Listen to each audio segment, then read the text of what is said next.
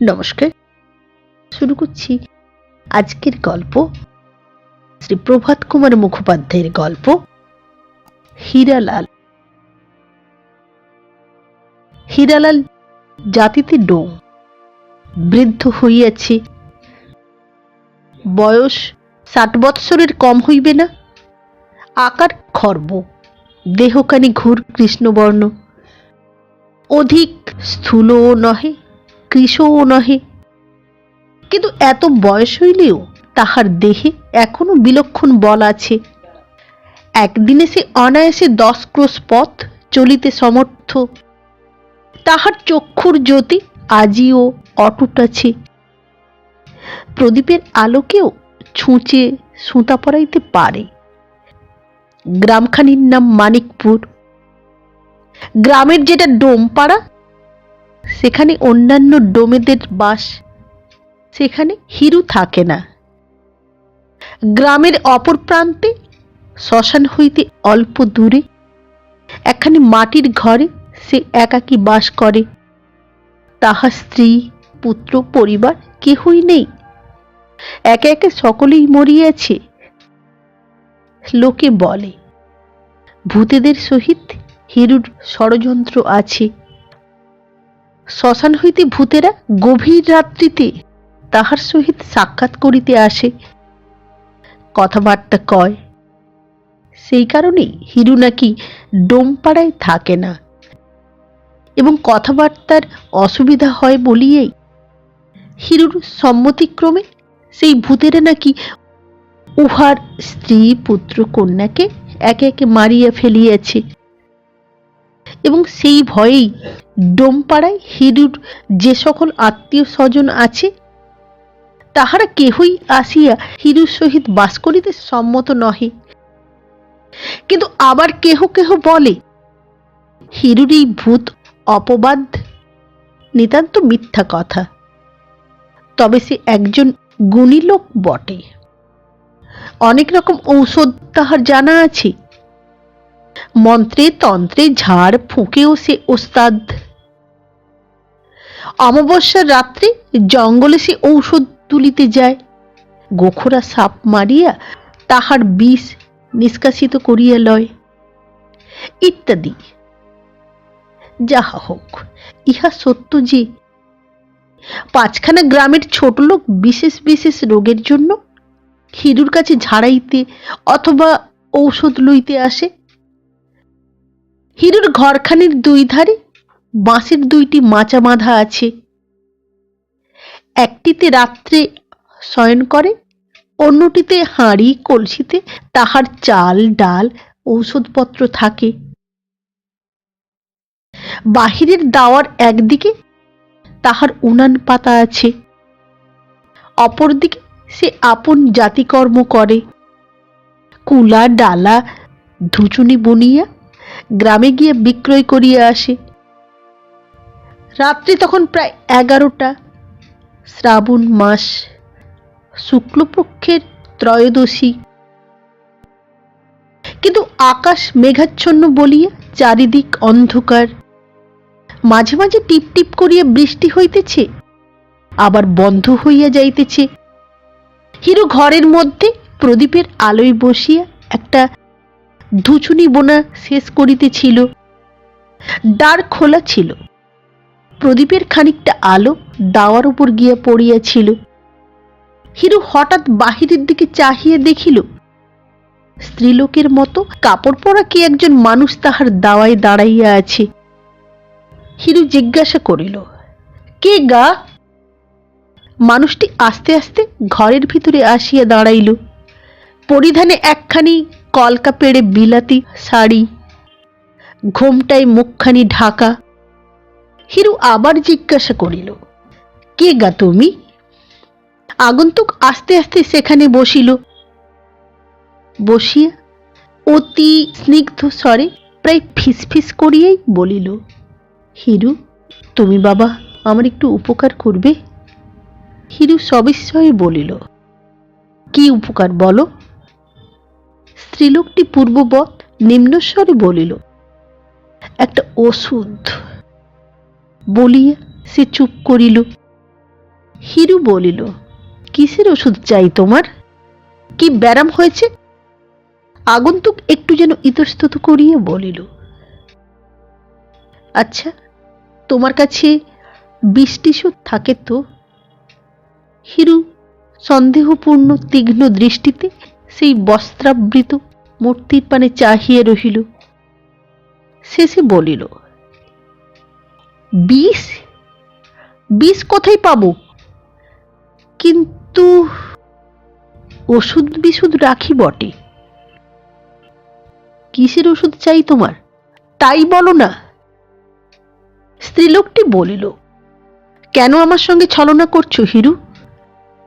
ওষুধ না, বিষই দরকার। তোমার কাছে অনেক বিষ আছে, তা আমি জানি। খানিকটা বিষ আমায় দাও, বিশেষ দরকার।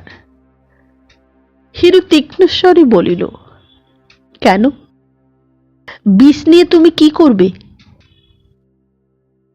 হিরু বিষ বৃক্ষ পড়ে নাই, ইহা মনে নিশ্চয় জানিয়া স্ত্রীলোকটি বলিল, শেয়ালের বড় উপদ্রব হয়েছে, বুঝেছ?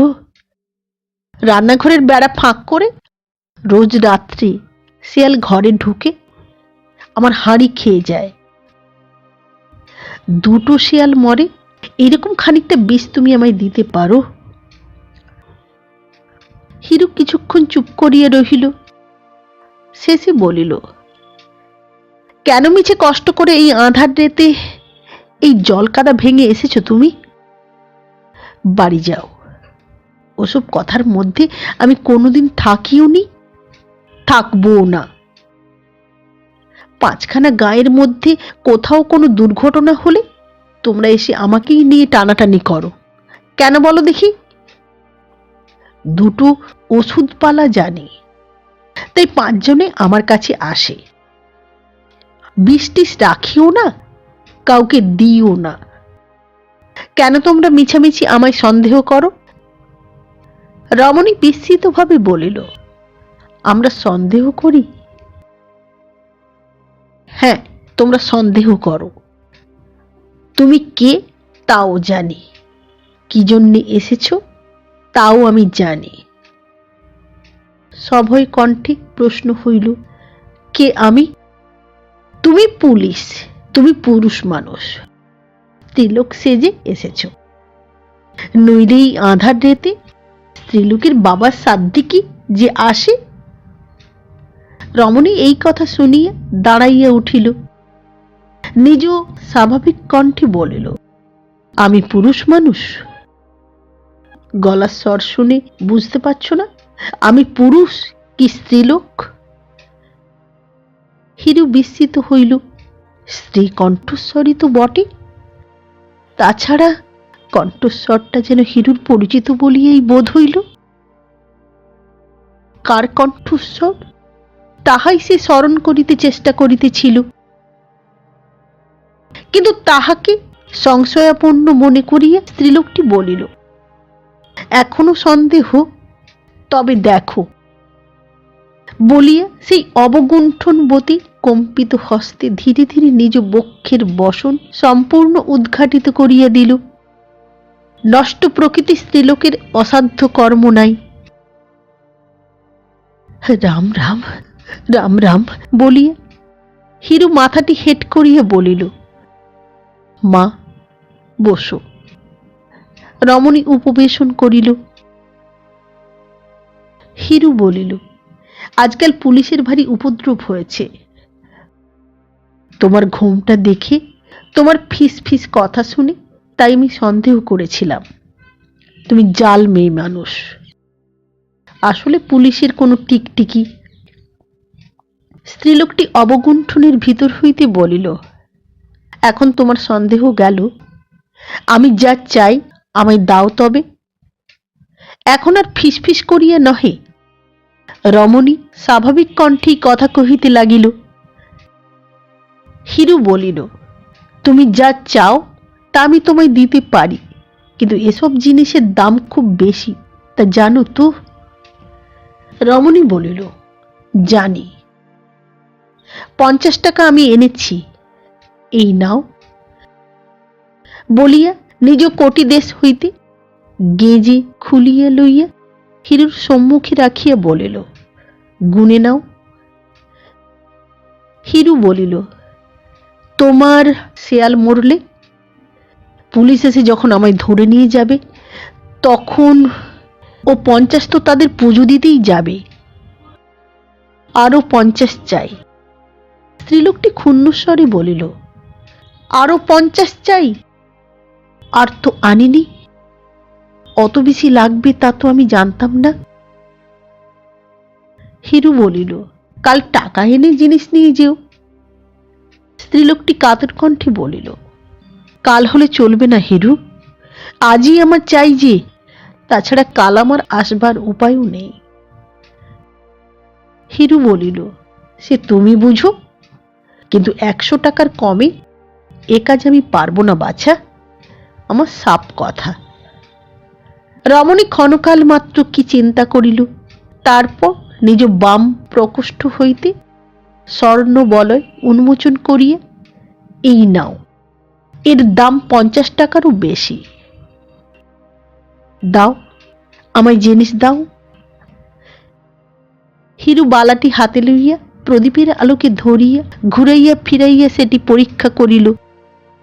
তাহার পর গেঁজে হইতে টাকাগুলো খুলিয়া নিঃশব্দে সেগুলো গুনিয়া দেখিল, ঠিক 50 টাকা আছে।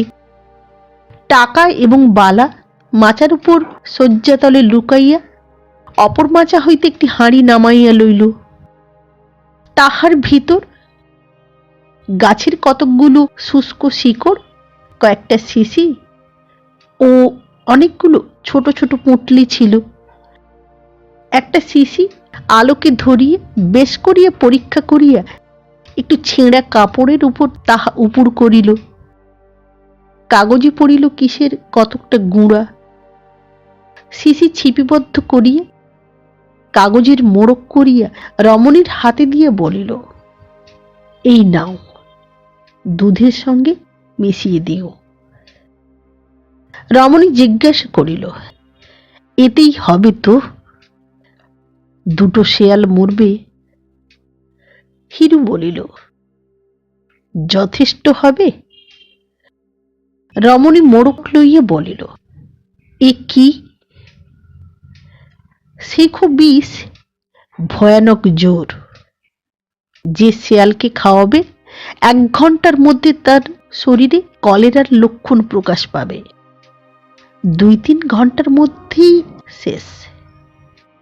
লোকে মনে করবে সে কলেরা হয়ে মরেছে, বুঝেছ? কলেরা, মনে রেখো। বেশ, বলি রমণী অঞ্চলের কোণে মোড়কটি বাঁধিয়া লইল। বিনা বাক্য ব্যয় উঠিয়া ধীর পদে বাহির হইয়া গেল। হিরু তখন আলোটি নিবাইয়া দিল। দাওয়ার বাহির হইয়া পথের দিকে চাহিয়া রহিল। দেখিল কিছু দূরে শ্বেত বস্ত্রাবৃতা রমণী গ্রামাভিমুখে চলিয়া যাইতেছে। আর কয়েক পদ গিয়া রমণী দাঁড়াইল। নিকটেই একটা বট গাছ ছিল, তাহার ছায়াতল হইতে অপর একজন শ্বেত বস্ত্র পরিহিত মনুষ্য মূর্তি বাহির হইল। ছাতা খোলার মতো খট করিয়া শব্দ হইল। তখন গুড়ি গুড়ি বৃষ্টি পড়িতেছে। উভয় মূর্তি অগ্রপশ্চাৎ ব্যবধানে গ্রামের দিকে চলিল। হিরু আস্তে আস্তে দ্বার বন্ধ করিয়া তাহাতে কুলুপ লাগাইয়া টোকা মাথায় দিয়া পথে নামিয়া নিঃশব্দে সেই শ্বেত বস্ত্র যুগলের অনুসরণ করিল। সেই নিশাচর ও নিশাচরীর অনুসরণে হিরু গ্রামের মধ্যে প্রবেশ করিল। কিছু দূর গিয়া তাহাদিগকে একটা বাড়ির সদর দরজার তালা খুলিয়া তাহার মধ্যে প্রবেশ করিতে দেখিল। হিরু তখন মনে মনে বলিল, ও, তোমায় ঠিকই সন্দেহ করেছিলাম তাহলে। হিরু জানিত ইহা শশী মুখুজ্জের বাড়ি। বুঝিল যুবতী তাহারই পুত্রবধূ নীরদা। এই বাড়িতে হিরু মাঝে মাঝে আসিয়া নীরদাকে কুলাটা ডালাটা বিক্রয় করে।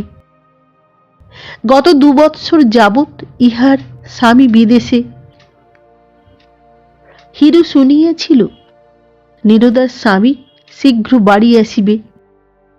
4 বৎসরের একটি ছেলে মাত্র লইয়া যুবতী একাকিনী এই গৃহে বাস করে। তাহার চরিত্র সম্বন্ধে গ্রামে একটা কানাঘুষা আছে। হিরু তাহাও শুনিয়াছিল, কিন্তু বিশ্বাস করিত না। এবার তাহার চাক্ষুষ প্রমাণ পাইয়া আপন মনে সে বলিল, তবে ঠিকই তো বলতো লোকে, যা করছিস করছিস, তার উপর আবার এই উড়ি হারামজাদি।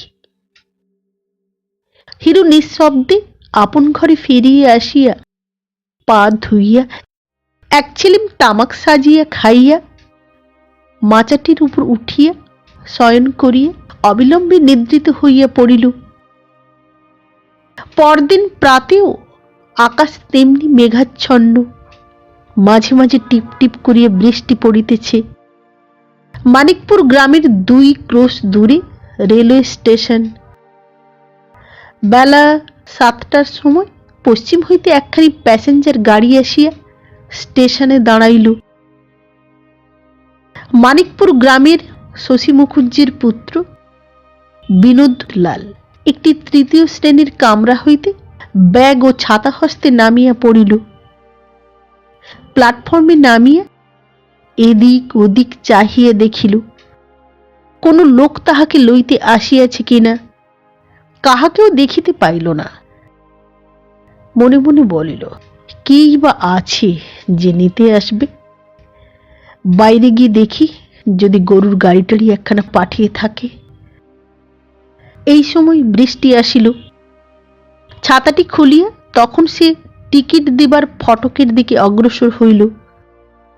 টিকিটখানি দিয়া বাহির হইয়া দেখিল স্টেশন প্রাঙ্গণে 2খানি গরুর গাড়ি দাঁড়াইয়া আছে, কিন্তু কোন গাড়ির গাড়োয়ানকে নিজ গ্রামের বলিয়া চিনিতে পারিল না। তথাপি তাহাদের জিজ্ঞাসা করিয়া সন্দেহ ভঞ্জন করিয়া লইল। তাহারা স্থানীয় গাড়োয়ান, ভাড়া জুটিবার আশায় স্টেশনে আসিয়া দাঁড়াইয়া আছে। বিনোদ একবার ভাবিল একখানা গাড়ি ভাড়া করিয়া লয়, আবার ভাবিল হয়তো 1 টাকা ভাড়া চাহিয়া বসিবে। সে টাকায় ছেলের জন্য গ্রামে প্রবেশ করিয়া একখানি রসগোল্লা কিনিতে পারা যাইবে। রৌদ্র নাই, ঠান্ডায় ঠান্ডায় এই 2 ক্রোশ পথ অতিক্রম করিতে আর কতক্ষণ লাগিবে। পথে কাদা হইয়াছে বটে, তা জুতা জোড়াটা খুলিয়া হাতে করিয়া লইলেই চলিবে। এরূপ ভাবিয়া বিনোদ স্টেশনের প্রাঙ্গণ পার হইয়া জুতা জোড়াটি হাতে করিয়া লইয়া নিজ গ্রামের পথ ধরিল। এই বিনোদ লোকটির বয়স এখন 30 বৎসর। বেশ হিষ্টপুষ্ট চেহারা, চোখ 2টি বড় বড়, সর্বদাই প্রফুল্ল বদন। বাল্যকালে লেখাপড়ায় বড় মন দেয় নাই। 18 বৎসর বয়সে 2nd ক্লাসে পড়িবার সময় তাহার পিতৃবিয়োগ হয়। বাজারে পিতার একখানি মণিহারির দোকান ছিল, তাহার আয়েই সংসার চলিত। জমি জমা ছিল, খুব বেশি নয়, তবে সম্বৎসরের ধানটা কলাইটা তাহা হইতে পাওয়া যাইত, কিনিতে হইত না। পিতার মৃত্যুর পর দোকানখানি হাতে পাইয়া বৎসর খানেকের মধ্যেই বিনোদ তাহা লোপাট করিয়া ফেলিল। কিছুদিন ঘরে বসিয়া রহিল, কিন্তু দিন চলে না। সংসারে যদিও 2টি বিধবা মাত্র, মা এবং পিসিমা, তথাপি দিন গুজরান করা কষ্টকর হইল। প্রতিদিনের বাজার খরচ, মা পিসিমার দশমী দ্বাদশীর খরচ, তাহাদের ব্রত পার্বণ, কাপড় চোপড়, নিজের জুতাটা জামাটা ছাতাটা সিগারেটটা, তারপরে জমিদারের খাজনা আছে। এসব আসে কোথা থেকে? এদিকে ছেলে সমর্থ হইল। মা পিসিমা তাহার বিবাহ দিবার জন্য ব্যাকুল হইয়া উঠিলেন, কিন্তু গোত্রহীন নিষ্কর্মা গ্রাম্য যুবককে ভালো মেয়ে কে দিবে? এই অবস্থায় পড়িয়া বিনোদ কলিকাতায় গিয়ে অনেক চেষ্টায় একটি সামান্য কেরানিগিরি জোগাড় করিয়া লইল। 5 বৎসর সে চাকরি করিল। ইতিমধ্যে তাহার বিবাহ হইল, বেতনও কিছু বৃদ্ধি হইল। ছেলের বিবাহের বৎসর খানেকের মধ্যে মারও বৈধব্য যন্ত্রণা শেষ হইল। একটি নাতির মুখও তিনি দেখিয়ে যাইতে পারিলেন না। বিনোদ 20 টাকা বেতনে ঢুকিয়াছিল। 5 বৎসরে যদিও তাহার 30 টাকা বেতন হইয়াছে, তথাপি দুঃখ ঘুচে না। কলিকাতার মেসের খরচ, ট্রাম ভাড়া, বন্ধু বান্ধবদের পাল্লায় পড়িয়া মাঝে মাঝে থিয়েটার বায়োস্কোপেও যাইতে হয়। মাসে 2 বার বাড়ি যাওয়া আসা। বাড়ির খরচের জন্য মাসে 5 থেকে 7 টাকা বেশি আর দিতে পারে না। ছেলেটি হইয়াছে, তার দুধ আছে, খাবার আছে। অসুখ করিলে বিস্কুট বার্লি আছে। 5-7 টাকায় কি করিয়া চলিবে? এই সময় বড়বাজারে অমৃতসর নিবাসী এক সালের মহাজনের সহিত বিনোদের আলাপ হইল। আহার ও বাসস্থান ছাড়া তিনি তাকে 40 টাকা বেতনে নিযুক্ত করিয়া অমৃতসরে লইয়া যাইতে চাহিলেন। কাজকর্মে পটুতা দেখাইতে পারিলে ভবিষ্যতে ব্যবসায়ের 2-1 আনার অংশীদারও করিয়া লইবেন ভরসা দিলেন। আশায় লুব্ধ হইয়া কলিকাতার চাকরিতে ইস্তফা দিয়া বিনোদ সেই চাকরি গ্রহণ করিল।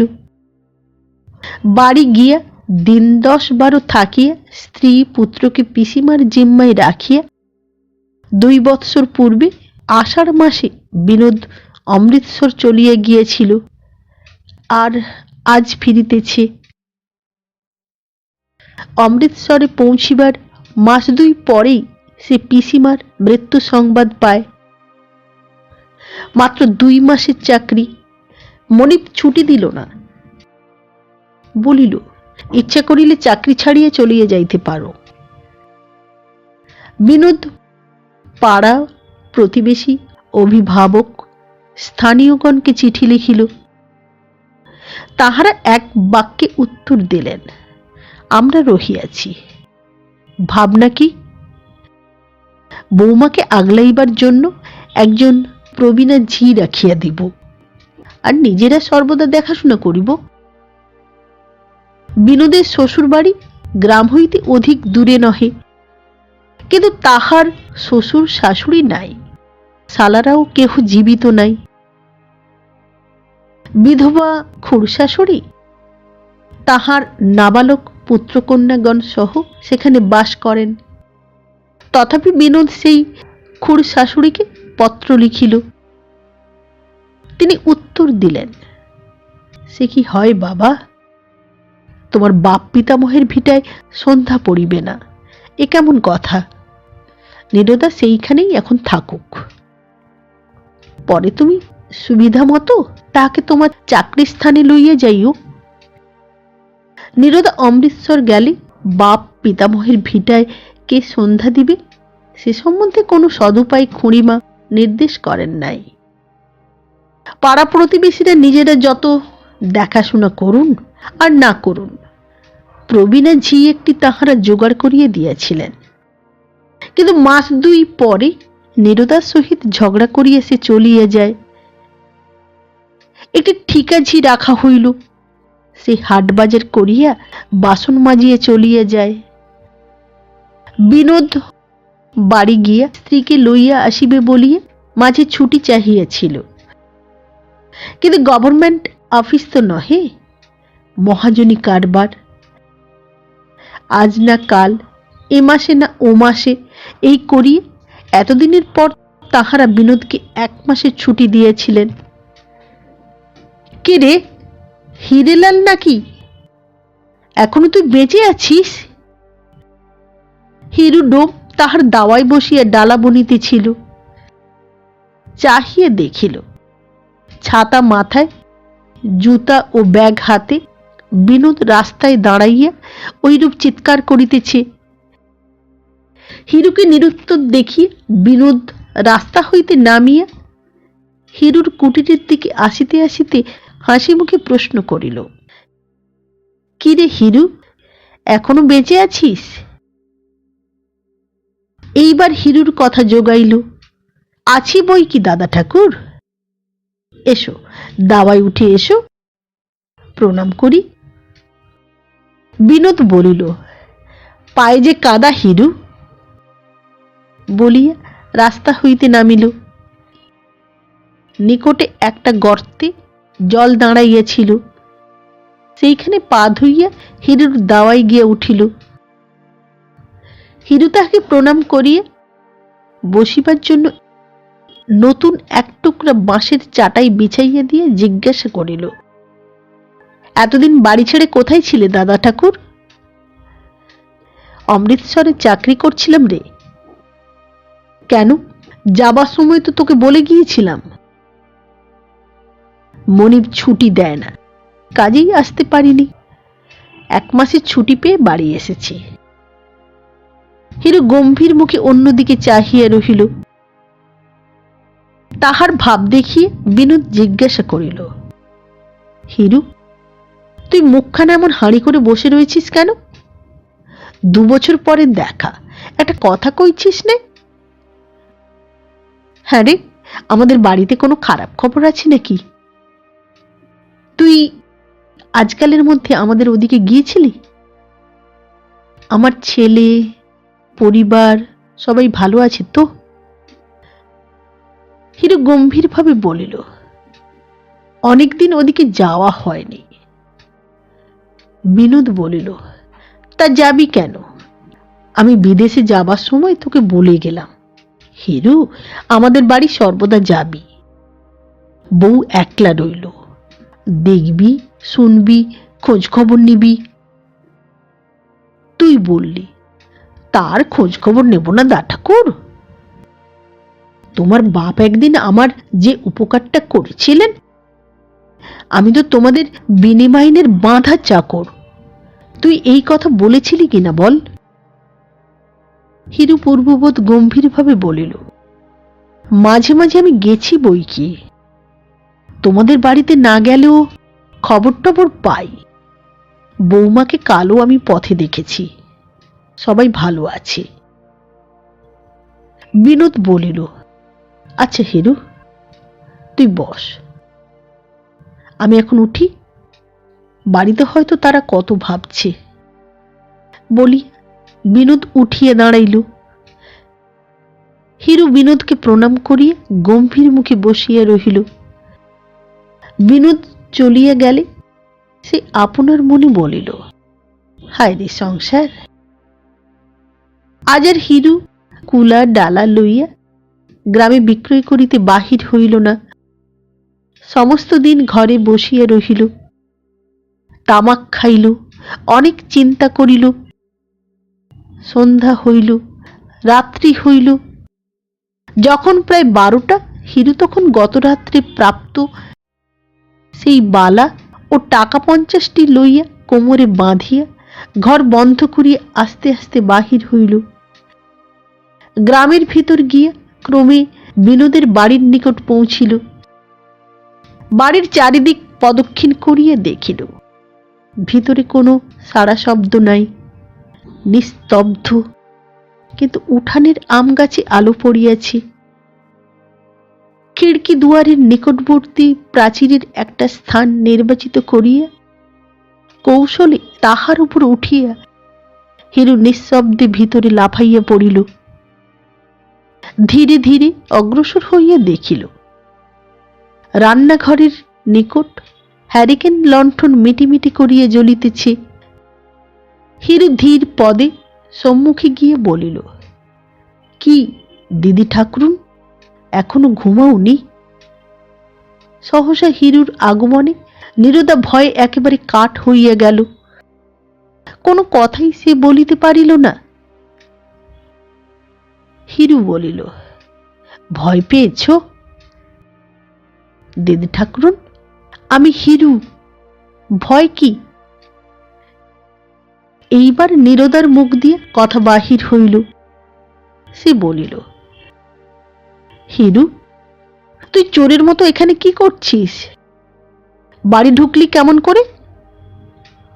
হিরু বলিল, পাঁচিল টপকে এসেছি। কাল ওষুধ নিয়ে এলে, ওষুধের ফলটা কিরকম হলো তাই দেখতে এসেছি।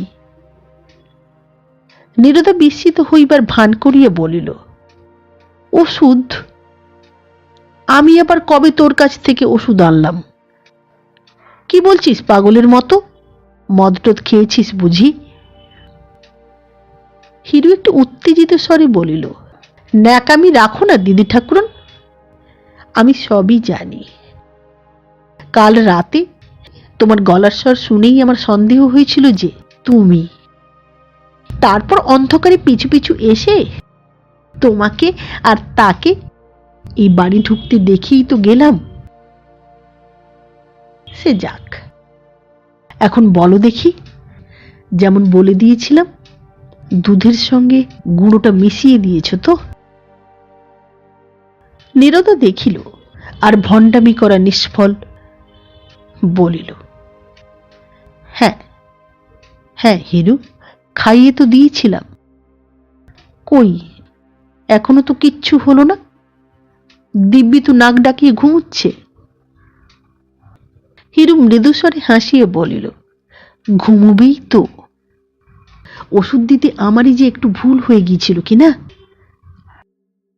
নীরদা শঙ্কিতভাবে বলিয়া উঠিল, কেন, কি দিয়েছিস? হিরু বলিল, তুমি বিষ চেয়েছিলে তো? বিষও আমার ছিল, কিন্তু একে বুড়ো মানুষ, তাই রাত্রির কাল বিষের গুঁড়ো না দিয়ে ভুলে ঘুমের ওষুধ দিয়ে ফেলেছিলাম। বলিয়ে হিরু ব্যঙ্গ ভরে আবার হাসিল।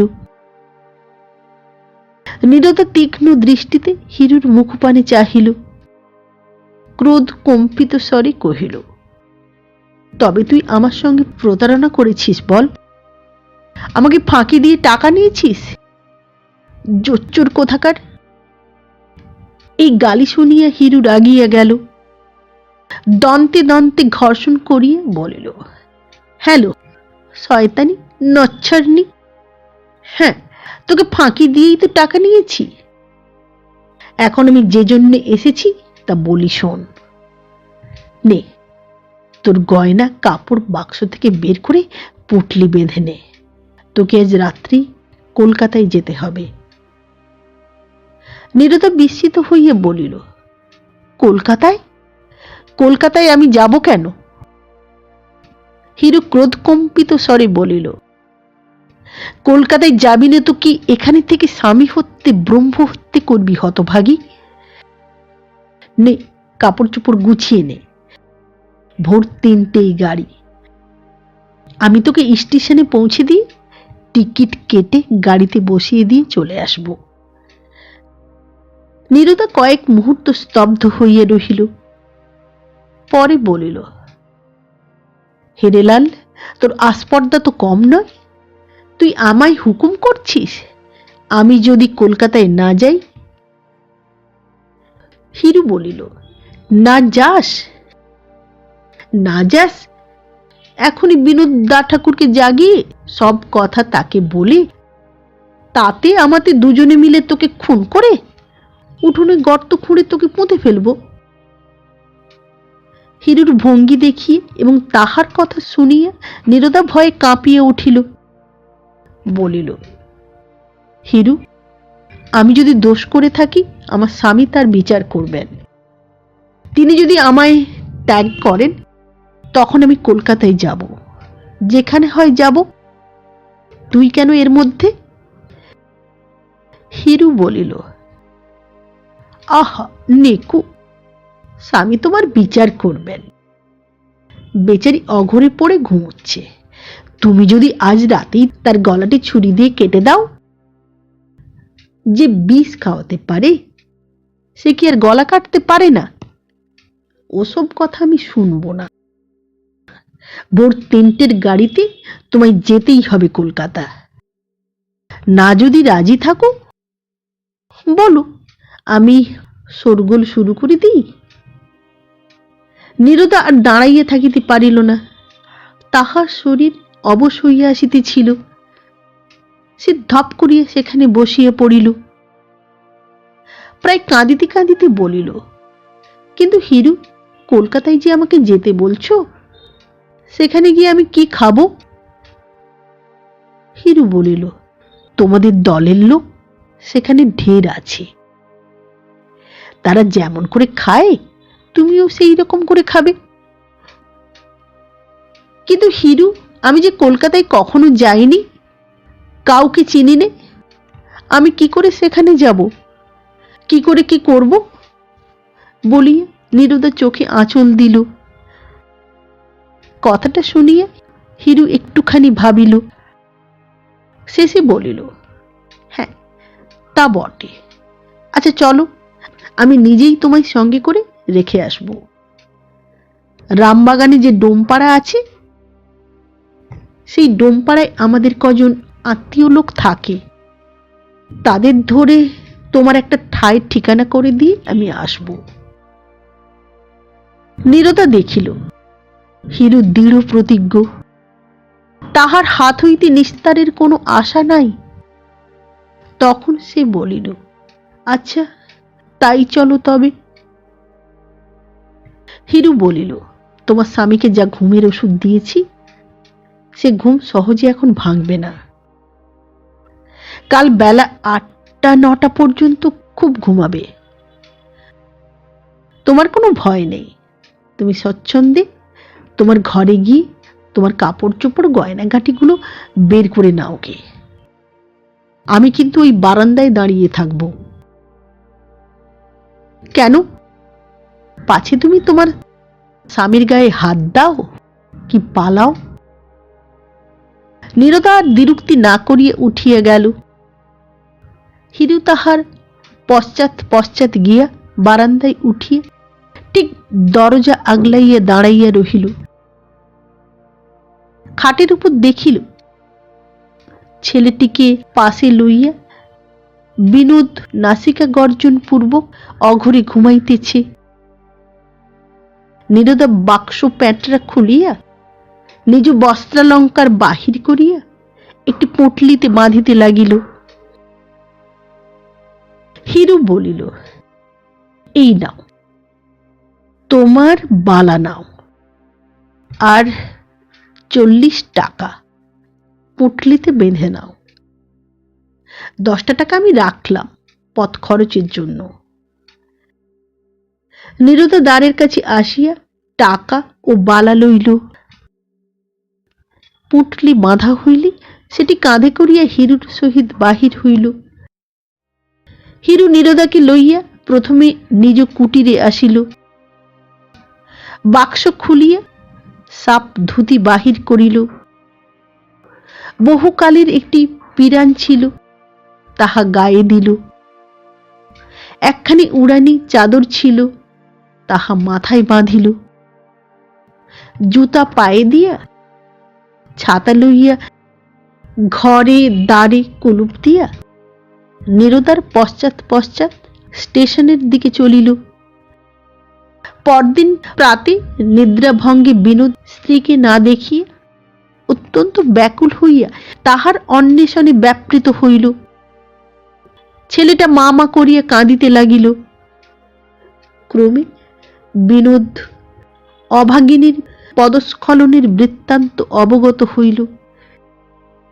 কিন্তু সেই রাত্রে কাহার সহিত কোথায় যে নীরদা অন্তর্ধান করিল তাহা সে কিছুই বুঝিতে পারিল না। এ ঘটনার পর গ্রামে আর বাস করা অসম্ভব বিবেচনা করিয়া বাস্তু ভিটা ও জমি জমা আধা করিতে বিক্রয় করিয়া ফেলি ছুটি অন্তে ছেলেটিকে লইয়া বিনোদ অমৃতসর চলিয়া গেল। সেখানে বন্ধু বান্ধবের নিকট স্ত্রীর মৃত্যু সংবাদ প্রচার করিল। ছেলেটির কষ্ট দেখিয়া পরবর্তী অগ্রহায়ণ মাসেই অমৃতসর প্রবাসী একজন সৎ ব্রাহ্মণ বাঙালির কন্যাকে সে বিবাহ করিল। তদ্বধি বিনোদ সেইখানেই বাস করিতেছে।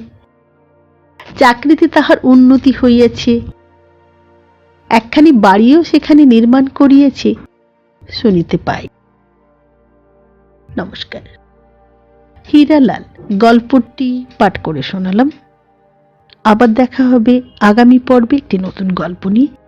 আজকের মতো নমস্কার।